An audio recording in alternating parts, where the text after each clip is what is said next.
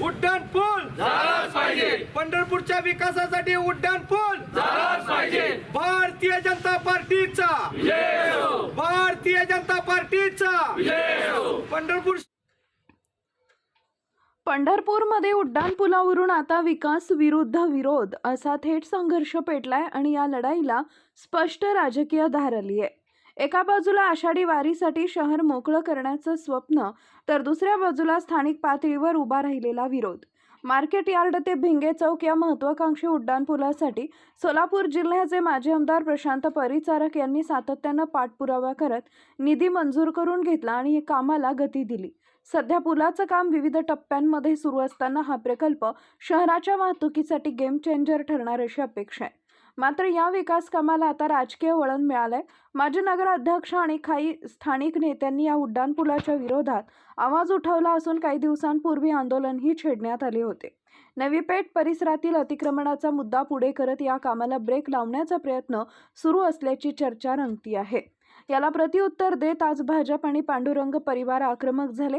माजी आमदार प्रशांत परिचारक यांच्या मार्गदर्शनाखाली उपनगराध्यक्ष महादेव धोत्रे, नगरसेवक सुनील वाळुजकर, माजी नगरसेवक विक्रम शिरसाट, भाजप शहर अध्यक्ष लाला पानकर, माजी नगरसेवक कृष्णा वाघमारे, समाजसेवक शैलेश आगावणे, त्याचबरोबर माजी नगरसेवक, समाजसेवक आणि कार्यकर्त्यांनी थेट प्रांत अधिकाऱ्यांची भेट घेत निवेदन सादर केलंय।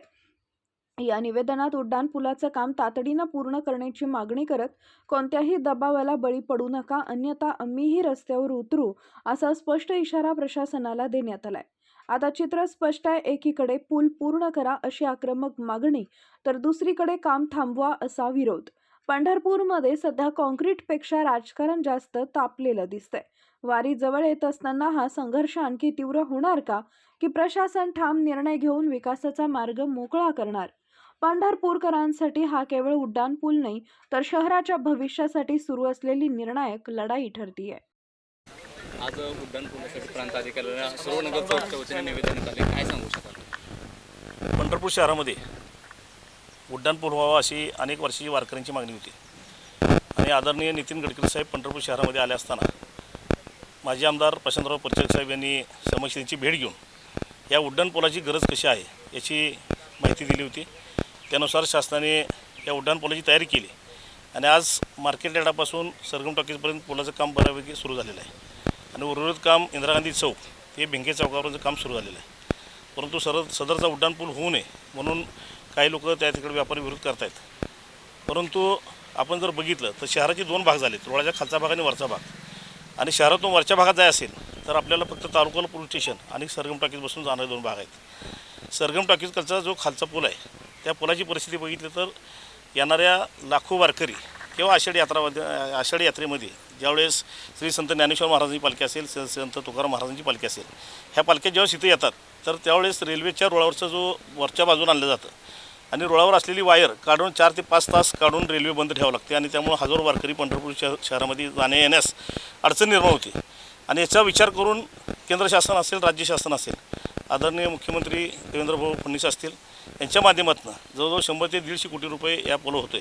या पुलाच्या माध्यमातून हा जर पूल झाला तर आपण आज बघतो की सरगम थिएटरपाशी पावसाळ्यामध्ये पाणी साठतं आणि अनेक वाहनं त्यात अडकून बसतात, अनेक विद्यार्थ्यांनाही त्या ठिकाणी अपघात झालेले आहेत। आणि ही सगळी परिस्थिती पाहता शहरामधून बाहेर जर जायचं असेल तर भविष्याच्या दृष्टीनं, शहराच्या विकासाच्या दृष्टीनं हा उड्डाण पूल होणं आवश्यक आहे। हा उड्डाण पूल झाल्यामुळे अनेक वारकरी या पुलावरून शहराच्या बाहेर जाऊ शकतात, येऊ शकतात। KBP कॉलेजसारखं मोठं हायस्कूल आहे की ज्या ठिकाणी हजारो विद्यार्थी जातात, त्या विद्यार्थ्यांची सोय होणार आहे आणि अनेक नागरिकांनासुद्धा या उड्डाण पुलाचा वापर होणार आहे। व्यापारासह माजी नगराध्यक्ष असतील किंवा आमदार लोक असतील ते देखील आंदोलनात उतरत आहेत, मग याचा कुठेतरी फरक जाणवेल असं वाटतं? निश्चितपणानं आज जे दिलेलं आहे, आज पंढरपूर नगरपालिकेचे उपनगराध्यक्ष, सर्व नगरसेवक आणि भारतीय जनता पार्टीचे शहराध्यक्ष आणि त्यांचे सर्व भारतीय जनता पार्टीचे कार्यकर्ते यांनी ही प्राथमिक स्वरूपात या ठिकाणी ह्या उड्डाण पूल व्हावा म्हणून हे निवेदन दिलेलं आहे। भविष्यात जर का ह्या उड्डाण पुला विरोध राहिला तर निश्चितपणे मोठं नुकसान या शहरवासियांचं, भाविकांचं होणार आहे। त्यामुळं मी तिथल्या स्थानिक व्यापाऱ्यांसुद्धा विनंती करेन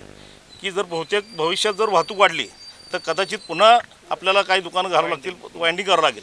आणि जर उड्डाण पूल झाला तर पंढरपूर शहराची ही स्थिती जी आहे, ही दुकानं आहेत तशीच राहणार आहेत। त्यामुळे कोणताही विरोध न करता या भाविकांसाठी, विद्यार्थ्यांसाठी, नागरिकांसाठी हा उड्डाणपूल व्हावा अशी सगळ्या शहरवासीयांची इच्छा आहे, वारकऱ्यांची इच्छा आहे, फडकऱ्यांची इच्छा आहे. व्यापाऱ्यासह विकासाला कोणाचा विरोध आहे? म्हणतो मी, व्यापाऱ्यासह तिथल्या माजी नगराध्यक्षांचा विकासाला विरोध आहे असं मला वाटतंय.